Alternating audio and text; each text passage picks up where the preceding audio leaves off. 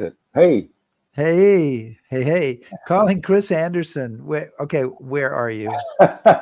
I'm on the floor of my hotel room in Cambridge, in beautiful Cambridge, England. Fantastic. And where are you calling in from? I am. I have my computer on the ironing board Cool. in my fabulous hotel room in London, Wow. UK. So you vacated. I was here. We actually saw each other yesterday. Briefly in passing.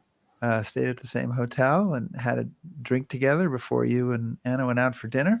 So that was nice. Hey, everybody. Welcome to History Happy Hour. Thanks to Stephen Ambrose Historical Tours for sending us out on the road and for helping to bring you this show. And you should check out their rich offering of military history tours at StephenAmbroseTours.com.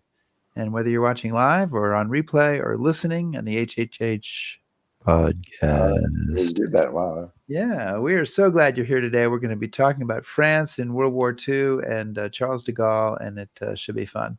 And Chris, I want to take a moment to thank our Patreon supporters, especially our top shelf supporters. Absolutely.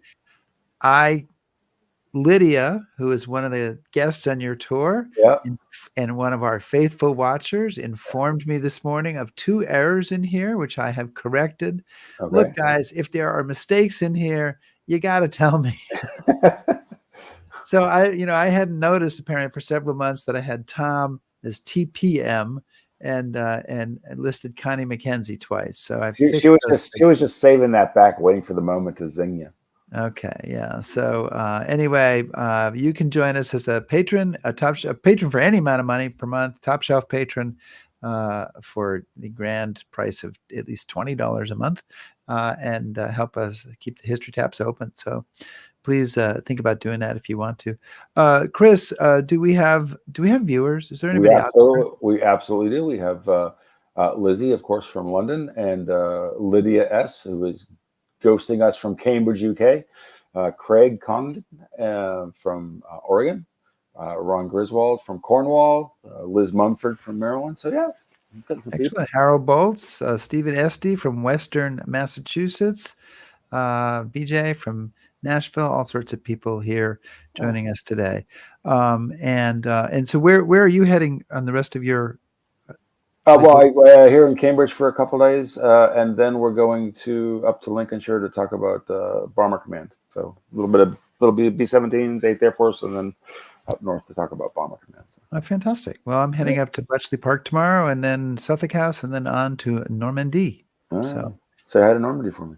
I will. So give me a cue and let's get this show on the road.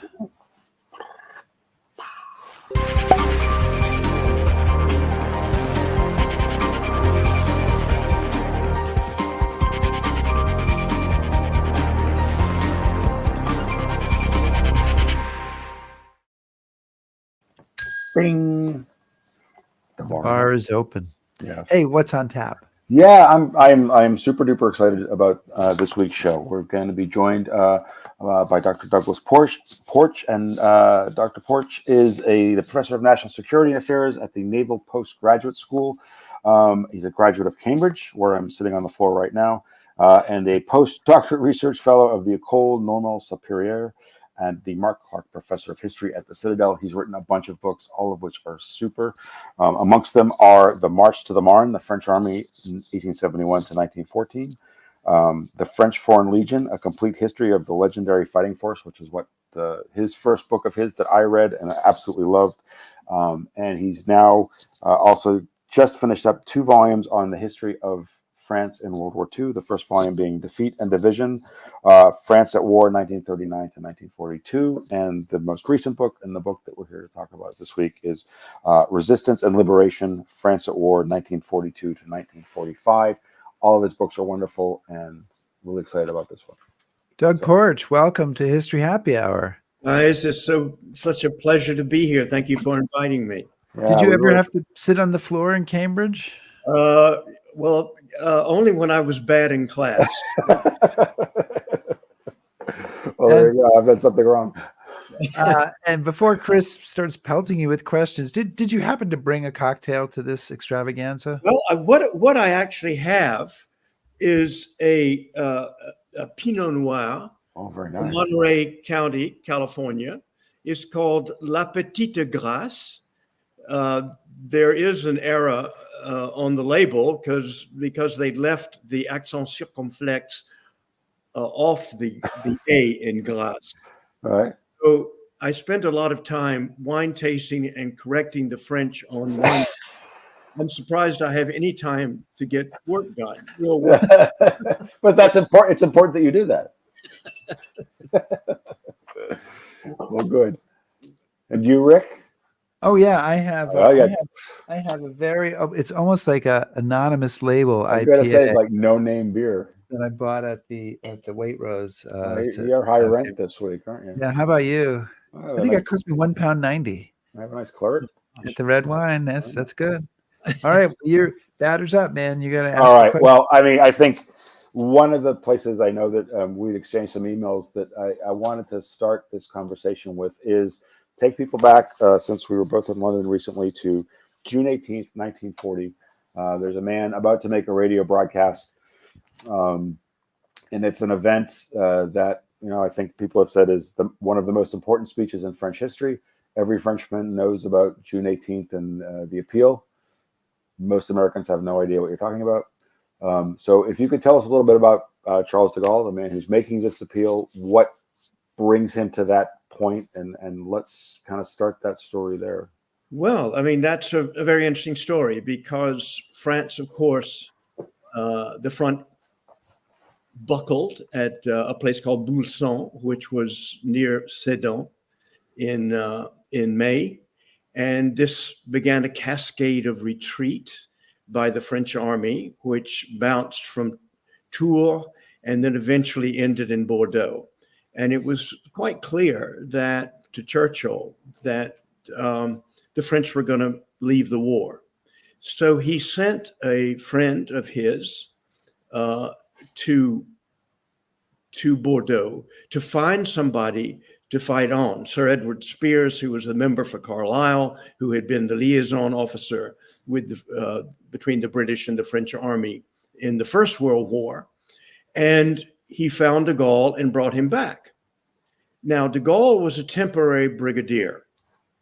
When Churchill saw that, he said, "Why did you bring back this man? I wanted somebody really important. I wanted a politician, someone that someone had heard about, around whom we could organize a continuation of the war for France." And Spears told him nobody else would come. He was the only person who would come. Now, de Gaulle was relatively unknown. He was, you would say, a mid-level defense intellectual. He had written an important book in 1935 called Vers l'armée de métier, which is usually translated the army of the future into English, when in fact what it means is toward a professional army, which he called upon France to create a large tank army. And of course that didn't happen, at least in the way he envisioned it. He wanted a very high-tech combination of tanks and airplanes. The French had a lot of tanks, but they scattered them out. They saw tanks as an infantry support weapon rather than something you could mass and punch through, as the Germans unsportingly did in 1940. So he makes this speech on the 18th of June, 1940, which was the day after Pétain had made a speech saying that he was going to ask for an armistice. So this is regarded as the beginning of the resistance. So what de Gaulle basically says is France has lost a battle. France has not lost a war. If we unpack what he's saying, first thing he gives is an explanation for the defeat. He says that the German victory was a contingent event. Germany had more tanks, they had more planes, they had better tactics. So as we get into it, when historians and others debate why France fell so rapidly in 1940, contingency is one of the explanations. So de Gaulle is the father of contingency, but he didn't really believe in contingency. He believed that France fell because of democracy. Democracy had lost the war in France because it had created a chaotic condition within France that meant that the French could not create a war culture. They could not sustain the war, that French soldiers were quickly demoralized and began surrendering in large numbers. So if you want, we can talk about those contingent versus democracy arguments, which were to come in. The second thing he reminded people is that it was an alliance war, that France had lost the battle, but there was still Britain with the empire and the enormous industrial resources of the United States that were available. And remember, the German-Russian Pact had been signed in August 1939, so the Soviets were not in it yet. They were effectively allies of Nazi Germany at the time. But he basically made this argument that there's no way Germany had the manpower and the resources to win this war. Now, those like Pétain, who were at Vichy, were saying, well, the war's over, right? Germany's won it. They're going to dominate Europe. So we at Vichy, we might as well make an arrangement with Germany. And the best way for France to survive is through collaboration with Germany and become part of the sort of German-controlled European empire. So that's the second way, and in which he was very prescient, where Frenchmen were so demoralized, but he said, this war is not over, it's going to go on. And France needs to be on the winning side. And to be on the winning side, the flame of resistance must not be extinguished. Those are his words. So this becomes controversial because he's basically declaring that he is the resistance. Number one, he says the French resistance. So historians looking at this say, well, we don't talk about the French resistance anymore. We talk about resistance in France. So from a historical perspective, resistance in France is seen as part of a larger movement throughout not only Europe, but the world against fascist aggression. So this is one of the things that one is going to focus on during the liberation. I was looking at one of your earlier episodes with the liberation of Paris, and how it was sort of surprising that you had these Spanish Republicans in the Second Armored Division, the Deuxième DB. But in fact, this is one of the things that shocked de Gaulle, is that in the internal French resistance, there were loads of foreigners, because there were all sorts of people, Spanish Republicans, deserters from the German army, Osttruppen, refugees, Polish refugees, who were part of the French resistance. So the French resistance wasn't, in fact, all French. So, but he says resistance is my legitimacy. When he meets at the ANFA or Casablanca conference with Churchill and Roosevelt in January 1943, and we can talk about later Roosevelt and de Gaulle. They didn't really like each other very much. Roosevelt didn't understand de Gaulle, but Roosevelt says to de Gaulle, what is your legitimacy? And de Gaulle says, I'm Clemenceau, I'm Jeanne d'Arc, I'm Joan of Arc. And Roosevelt is totally taken back, and he and Churchill have a good laugh about that.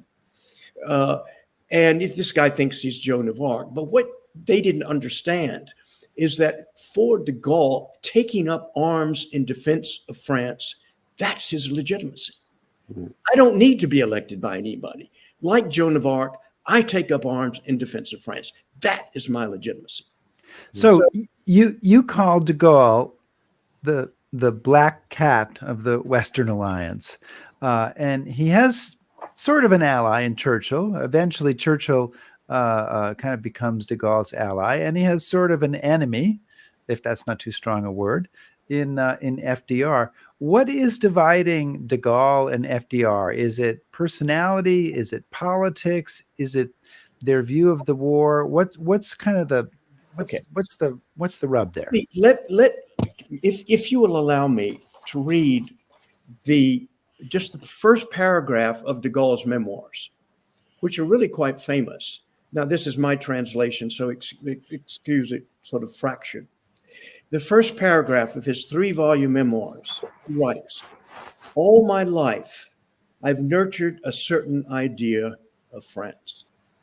The emotional side of me naturally imagines France like the princess in the fairy tales or the Madonna in the frescoes, as dedicated to an imminent and exceptional destiny. My instinct tells me that Providence created her for brilliant success or exemplary misfortunes. If mediocrity characterizes her acts and gestures, I feel that it's an absurd anomaly, attributable to the shortcomings of the French, not to the genius of the motherland. But also logic tells me that France is only herself when in the first rank, that only vast enterprises are able to compensate for the ferment and divisions inherent in her people. That our country, in the midst of mortal danger, must aim high and stay focused. In short, France is not France without greatness." Now, Roosevelt hears this sort of sentiment being expressed. And he says, "You're not a great power anymore. You lost. So why should you sit at the table with nations like eventually the Soviet Union, like Great Britain, like the United States, when in fact you completely rolled over in the war?" So that's one of the differences between the men, that France doesn't really deserve to be at the top table. And Stalin feels the same way.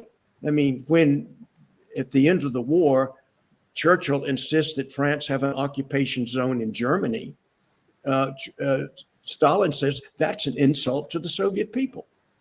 You know, the French haven't fought, so why do they deserve that? So there's partly this sort of imbalance, but it's also about values. As far as de Gaulle is concerned, France deserves a place at the table because France is France. It's the essential nation. And he wants to keep his empire because that's part of France's power and France's glory. Roosevelt doesn't care about that. He wants to reestablish the world on a completely new basis, with a new economic foundation, a new security foundation. For Roosevelt, the war is between democracy and fascism. For de Gaulle, the war is not only to reestablish French power, but it's a revival of this Franco-German rivalry that has been going on for almost 100 years. So you can call it the 30 Years' War between France and Germany, or the 100 Years' War between France and Germany. That's the way de Gaulle sees it. He's not actually fighting to restore democracy. And this is going to be one of the conflicts that he's going to have with the internal resistance, because a lot of the internal resistance is made up of fairly left-wing Republicans. And they see de Gaulle as a sort of autocrat, and they're not sure what his political aims are. And initially in the war, they say, well, what do you stand for? Are you going to restore democracy? And he says, don't ask me to restore something that lost the war for us. Eventually, he sort of comes around, in part because he understands that he is in alliance with democratic nations, and that he really sort of has to get with the program. That's number one.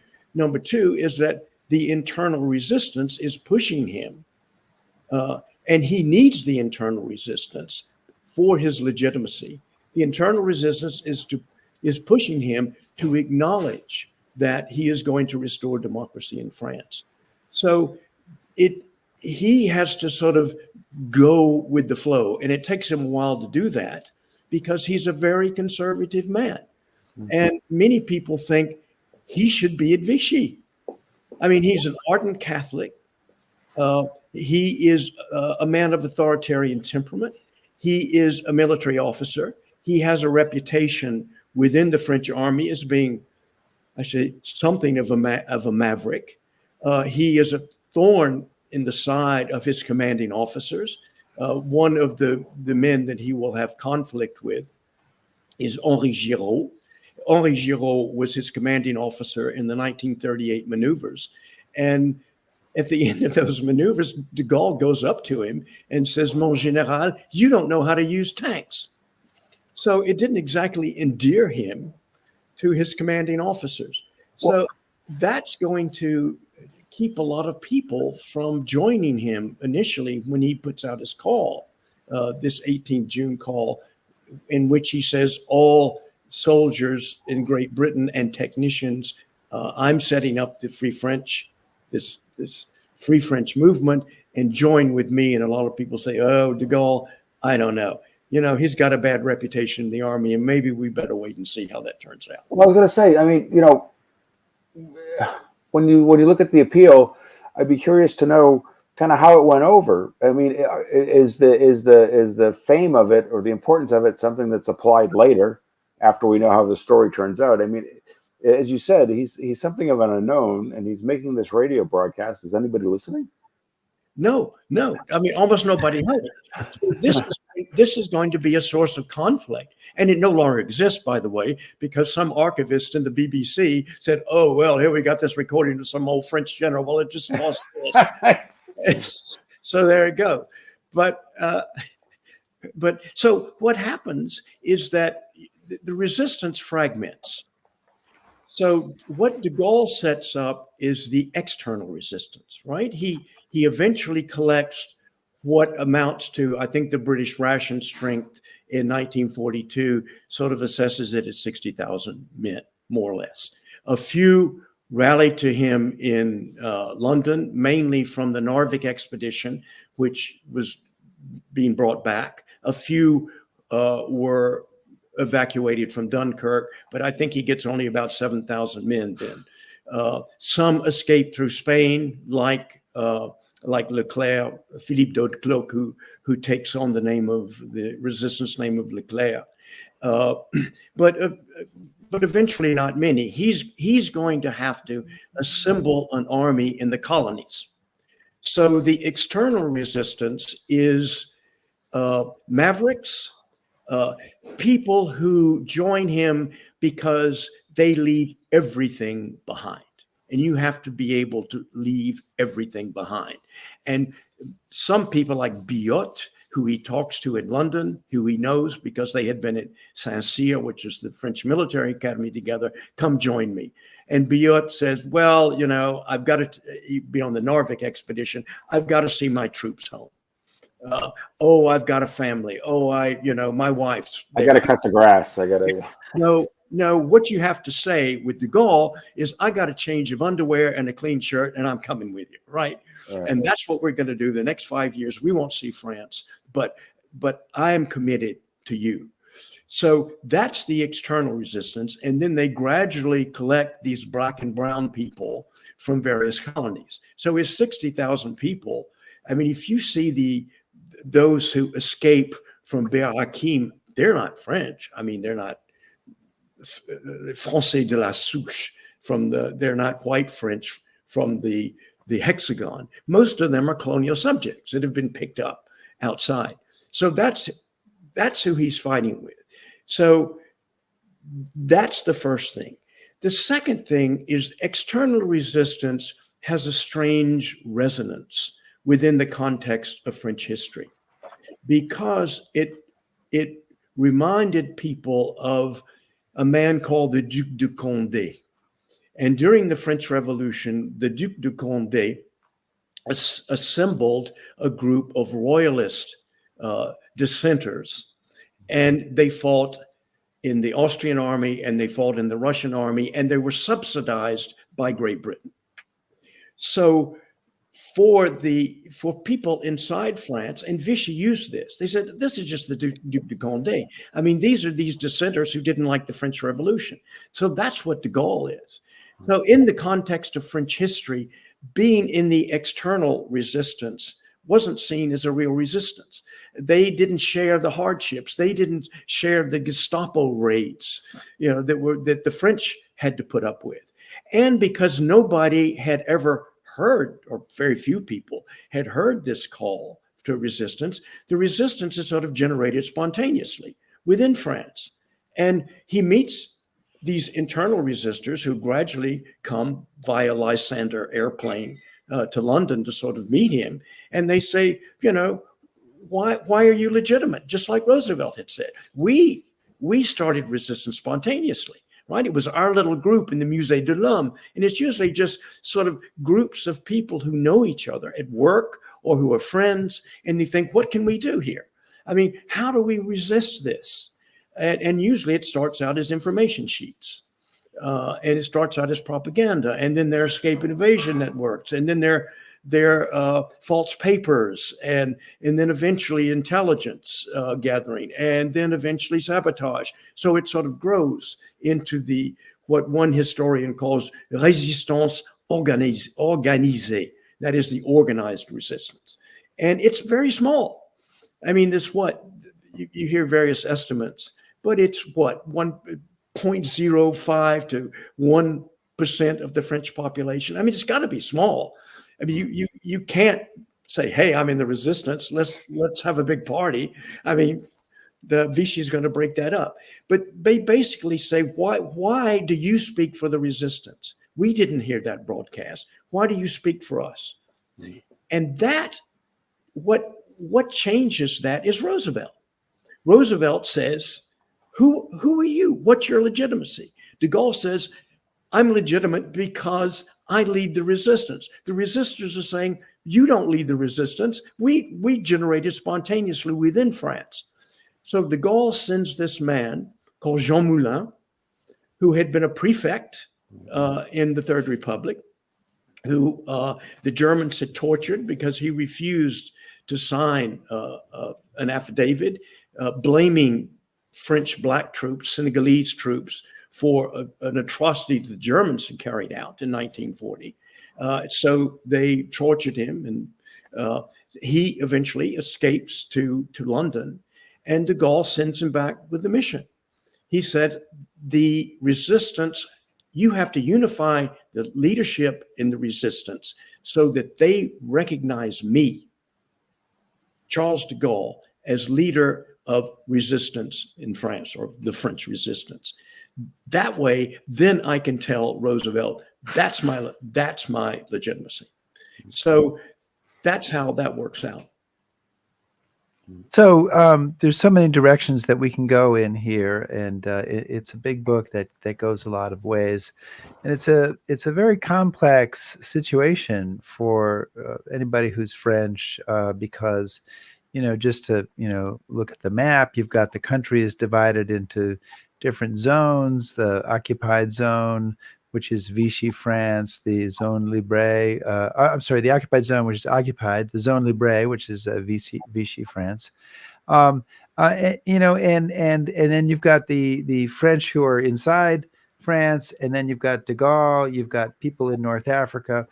One of the people who I was really struck by reading your book, who illustrates the complexity of issues facing the French in 1940, is General Alphonse Juin. In 1942, he is a chum of Rommel. He's making plans to defend North Africa against the Allies. A year later, he's one of the Allies. He's leading French troops on the side of the Allies in a victory at Monte Cassino, which he is very critical to. Can you talk a little bit about kind of what he represents, his change of heart, and how he was viewed by his contemporaries? Yes. Well, I mean, it's sort of exemplary. He was captured in 1940, fighting on the front, and he was released by the Germans because the French argued that they needed troops who were experienced in North Africa. And Juin, by the way, was what the French call a pied noir. I mean, it literally means Blackfoot, but it is an Algerian of European extraction. In other words, he was a settler in North Africa. So he had an affinity for North Africa.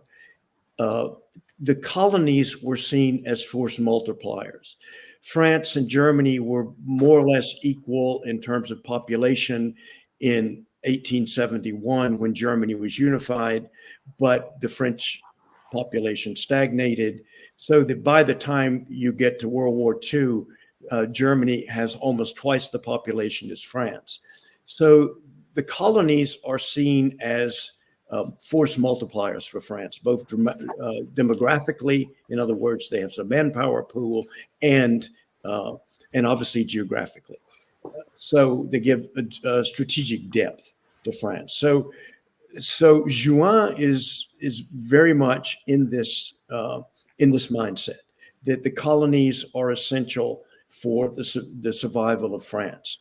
Now, initially in 1940, the colonies rally to the Vichy government, in part because the settler population and the colonial administration fear that civil war between white Frenchmen will simply loosen their grip on the colonies, that the indigenous populations will see the French are not divided, so they are not united. So they will begin to agitate for independence. So the whole thing from their point of view is to keep the solidarity of the colonies intact.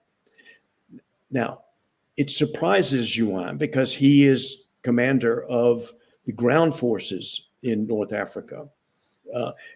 It surprises when the Allies suddenly land in November 1942. Now, think about it. The United States comes into the war in December 1941, right? So we are 11 months after the United States came into the war, and all of a sudden, the Anglo-Americans dump 100,000 troops in North Africa in November, when anybody who knows North Africa says it's insane to try an amphibious operation in November because the surf, especially on the Moroccan coast, because the surf is really high. So they're not coming, if the Allies come, they're not coming before late spring or early summer 1943. So all of a sudden, you have all these Allied troops turning up. What are we going to do? We've got no plans for this. Juin was thinking, well, who's going to invade? Is it going to be the Germans or is it going to be the Allies? And he was at loggerheads with Darlan, Admiral Darlan, Jean Darlan, who is the Minister of War with Vichy. And Darlan, being a sailor, is much more afraid of the British fleet appearing in Tunisia and Bizerti or in particular. And so they can't agree on where the invasion is going to come when it comes, if it comes. Is it going to be the Germans dropping back from the Western Desert? Is it going to be the Germans coming through Spain and invading Morocco? So they're trying to war game a German invasion. At the same time, they're thinking, well, how will the Americans come if the Anglo-Americans come? And keep in mind, I mean, amphibious operations, I mean, this is the first one that works. I mean, 1940, you can't do an amphibious operation. And 1942, they tried Dakar. There had been the fiasco at Dieppe. There had been an aborted amphibious operation to take back Tripoli in Libya, in what is now Libya, and none of these had worked. So, I mean, this is an unproven operational concept, and all of a sudden it works. And this is going to be a really important stage in getting to Normandy. because you have to develop the boats, you've got to develop the techniques, you've got to be able to have the intelligence that you're going to Bletchley. You have to have the intelligence to know if you're sending a fleet from Virginia and another fleet down from Glasgow, and they're supposed to rendezvous, how are you going to evade the U-boats? I mean, the U-boats are going to set up ambushes for this fleet, and your fleet would never get there. So you've got to know where the U-boats are, so you can direct the fleet around that. So it's going to be an extremely complex operation. So the bottom line is Juin is sort of surprised. Now, the context which I tried to explain is that Roosevelt recognized Vichy, the Vichy government. Roosevelt refuses to recognize de Gaulle. The idea is that we, the Americans, can entice the Vichy French to come back into the war.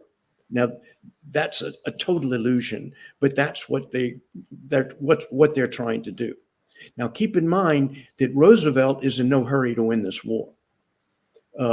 He wants to take his time because he's looking at the après-guerre, right? What happens after the war? And he's a Wilsonian. And he subscribes to this Wilsonian view that the world has to be reorganized on a new basis. And that's going to take time, that not only must you win the battles, but you have to prepare for the peace by putting in democratic governments as you go forward.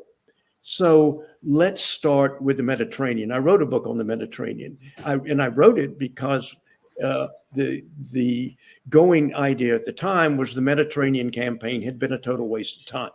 That people like Wiedemeyer and others were saying, why did he do this? We got bogged down into a very political theater, and it delayed Overlord. Now, I argued in the book that you can't go from Dunkirk to Overlord without going through the Mediterranean, and from an operational and tactical point of view.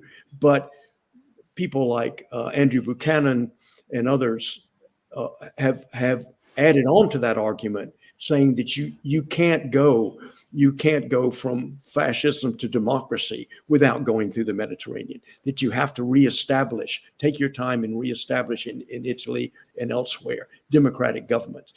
And the problem that Roosevelt had is the war ended too quickly.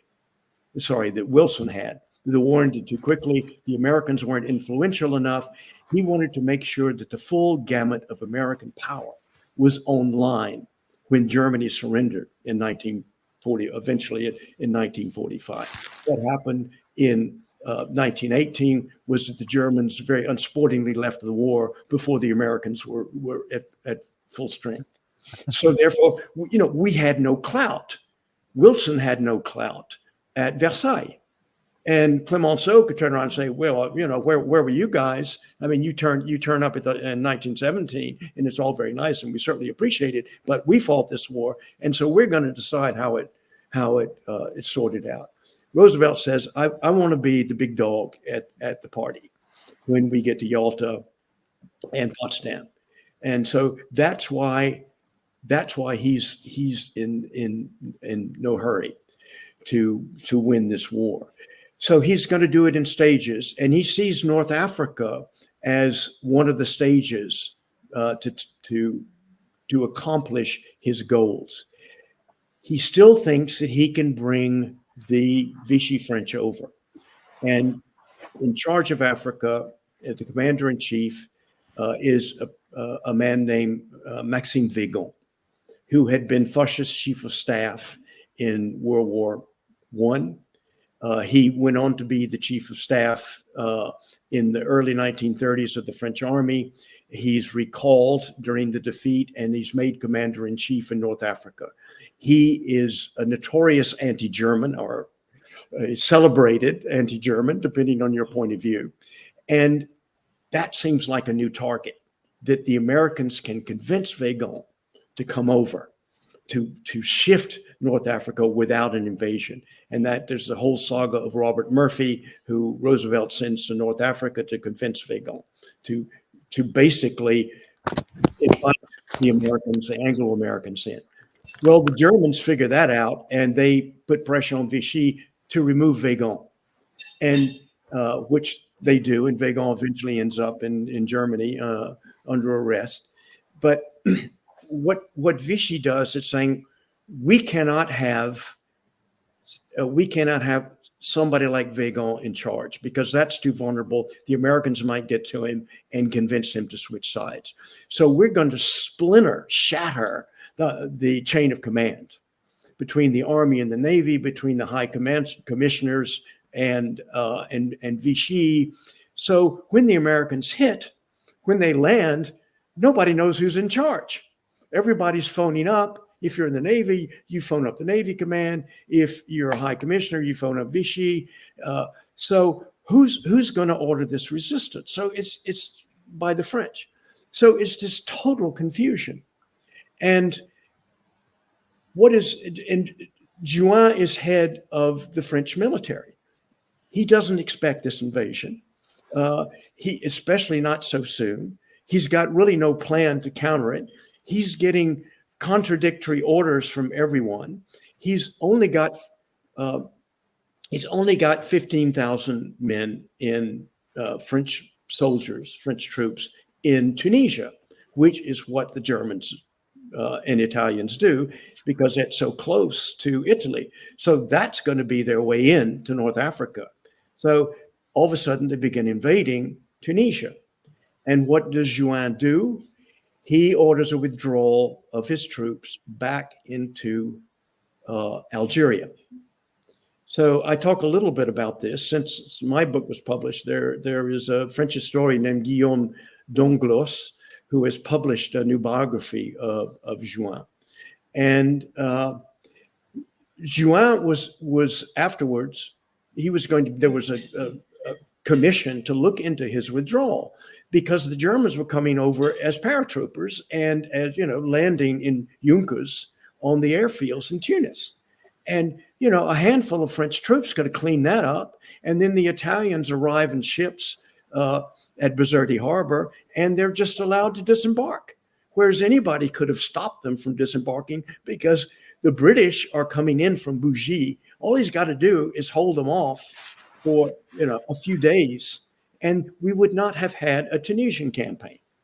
Now, we can argue whether that was a good thing or a bad thing, but at the time, obviously, Juin was under suspicion of having allowed the Germans to come in because of his pro-German sentiments. The Germans had let him go, had let him out of POW camp. That looked suspicious. He had met with Goering at one point. He was known to be a great admirer of Rommel, just from an operational and tactical point of view. It was suggested that one of the dreams might be, if Rommel had been pushed back by the British Eighth Army into Tunisia, that he would have joined with Rommel and gone forward. Well, I mean, that's just speculation, but in some of the rumors. But what happens with him is that at the Anfa conference, so there's this commission of inquiry that's going on in North Africa, and a lot of French soldiers are being court-martialed for collaboration with the Axis. The conditions at the Anfa/Casablanca conference of Roosevelt is that we will rehabilitate 8 infantry divisions and 3 armored divisions in the French army. You must do what we tell you to do. And we're telling you to go to Italy to fight. So the French Expeditionary Corps, starting out with 2 divisions, eventually grows to 4 divisions, is sent to be part of Mark Clark's Fifth Army in Italy. Juin is in command. So he's a person who is being investigated for his conduct in Tunisia in November 42. He's suspect of having pro-German sentiments, and he's going to have to redeem himself in North Africa. Now, I would argue, and I think other people would as well, that he is really the only really good French general in the French army by 1942. There might be some others who might have developed had the French had the leisure the Americans had, and the British had to, lose a few battles and find better commanders and evolve. But the French didn't. So he's basically the person who saves the situation at Monte Cassino. I mean, Mark Clark just keeps doing these frontal assaults, and Juin says, "Look, we can't keep doing this. We're going to do infiltration tactics." So he infiltrates just south of on the Gagliano River, west of Monte Cassino, and he pierces the German lines in Monte Cassino, and basically saves Mark Clark's career because Mark Clark was probably on the chopping block, and Rome is liberated because really of the French. I say the French of Juin and the French Expeditionary Corps. Now he's the obvious choice to lead the Dragoon Anvil invasion, which is the invasion of southern France, which was meant to coincide with the Normandy invasion of the 6th of that you can see there on the 6th of June. It doesn't happen because the Allies are stuck at Anzio, and they need all of the landing craft to supply the Anzio beachhead. Rome is only liberated on the 4th of June, 1944, and of course that's just 2 days before the Overlord invasion that you two know so well. So who's going to lead the French troops in Anvil Dragoon? Well, it turns out to be de Lattre de Tassigny, because Juin is unacceptable to the internal resistance. So de Gaulle has to basically push aside his Saint-Cyr classmate and a man whom he knows is the better general in favor of de Lattre de Tassigny for those reasons. And that's not the end of the de Gaulle-Juin saga, because Juin, after the war, he's appointed the High Commissioner in Morocco, and he falls out with de Gaulle over Algerian independence in 1958. So he is actually put under house arrest by de Gaulle almost 2 decades later. Well, so Doug, I need your help, and because I'm sure you can answer this much better than I can. I'm sure Rick is probably experiencing something similar to this, but when we lead tours, I think it's fairly typical for when we talk about France, our guests say, well, we did this for them, we liberated them, we saved them, they're ungrateful. Why is de Gaulle this way? And maybe you could help me answer that for my guests and say, what does France bring to the alliance? What does France participate, and how should we look at de Gaulle? Okay. Well, the French, let me say how they would argue it. I mean, they would say, yes, we are grateful. Don't get us wrong.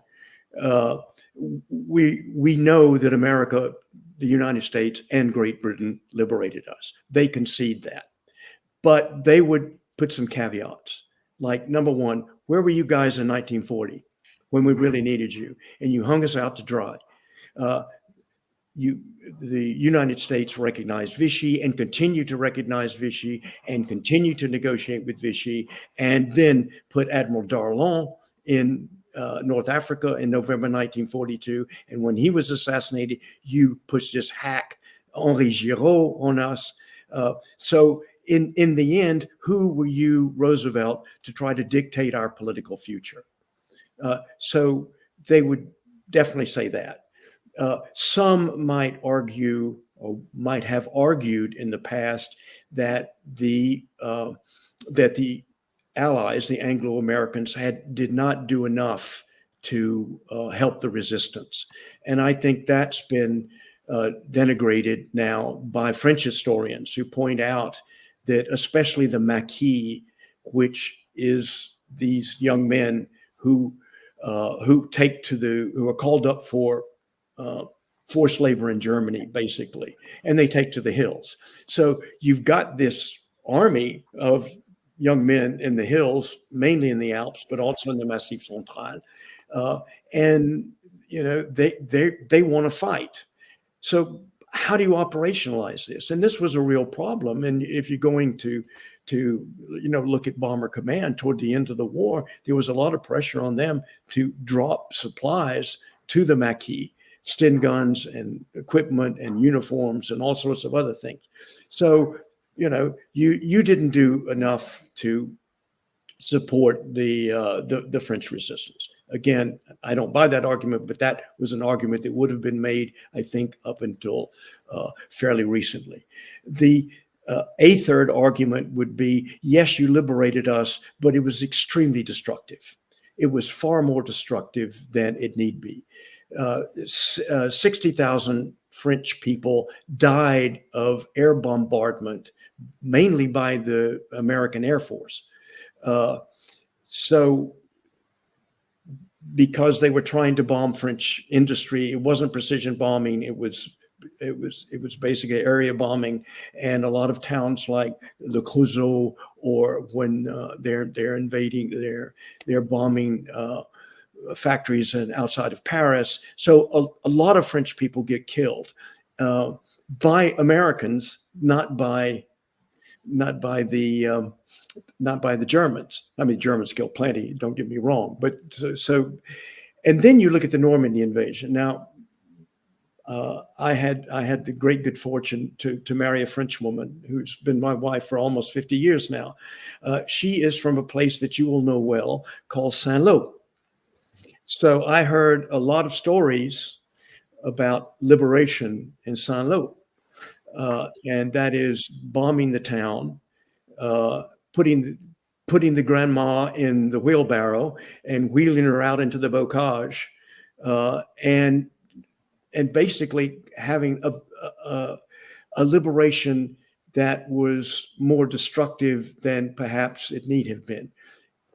When you go to Saint-Lô, if you go to the Saint-Lô cemetery, you will see a huge section which we'll call victimes civiles. And these were people who were killed by the Americans. I mean, inadvertently, of course. They weren't targeted. But in many of those small towns, you will see these sections of cemeteries that are victimes civiles. And so they asked the question, should it have been as destructive as it was? And you have this same thing in Alsace. And then, there are stories. If these are all died out now. I mean, but when I used to go in the 70s to see my wife, and they were always very nice to me and always very grateful. But these little stories would come out of not really good experiences. And I point out in my book, I mean, there were shots fired at American soldiers toward the end of the occupation, by December, because there was so much ill will toward the Americans. There were a number of rapes as well, which was resented. So again, I mean, these stories have sort of died out. I mean, they haven't been nurtured in any sort of institutional way.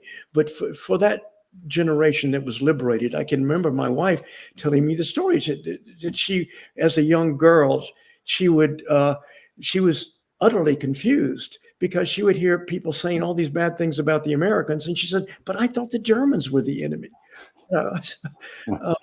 So these were anecdotal things. And then it was just the sort of arrogance. I mean, the humiliation. I mean, come on. I mean, you're a proud country if you're French, from France.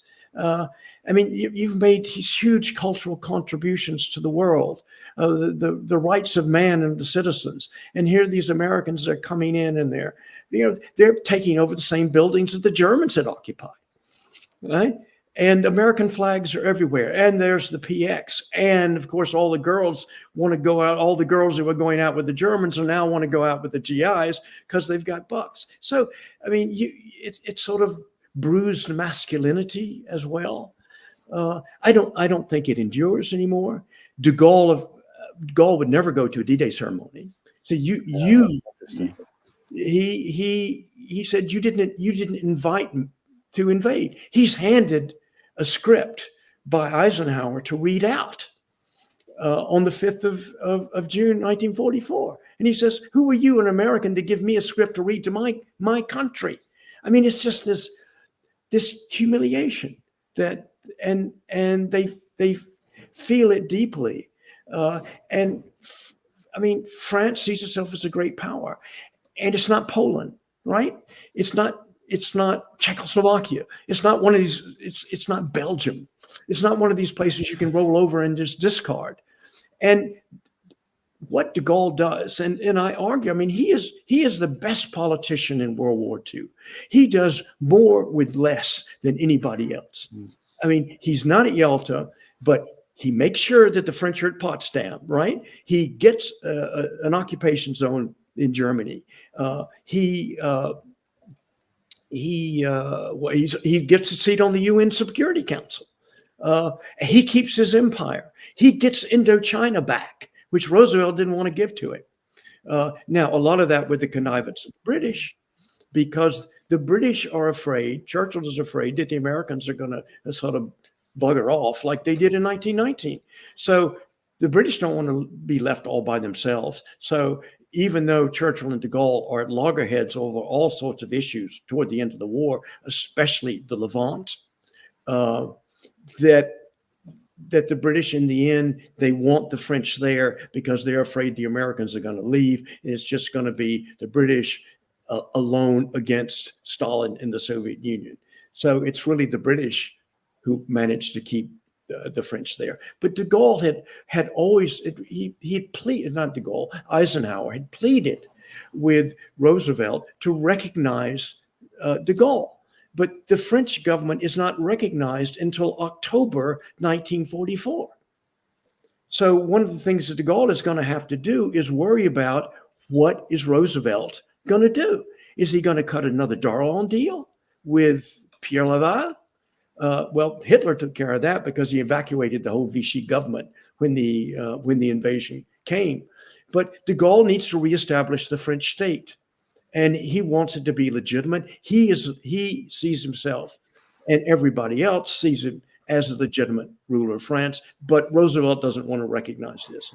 So, I mean, the French take that as an insult, and you really can't blame them. So, that's more of their perspective, but they are grateful. And to say that they aren't, I think would be going too far. There was certainly a lot of hurt pride after the liberation, immediately after the liberation, and it endured.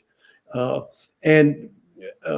instance, de Gaulle was so upset not only that he was not consulted about invading, about D-Day. There's only one French division, and that's the 12e DB, that's allowed to land at Utah Beach.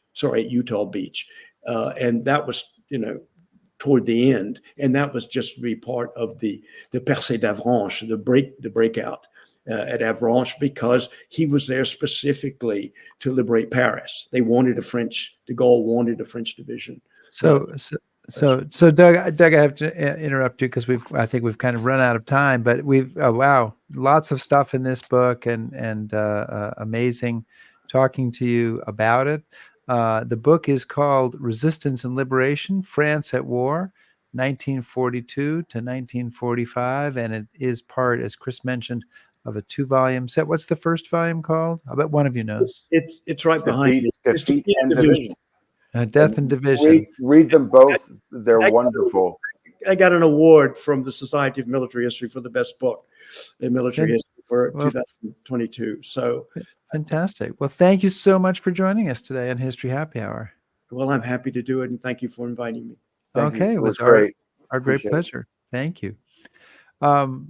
And Chris, next week Yes. we will be back, and Chris and I want everybody else to know too. I'm really not just telling Chris. I'm telling you all.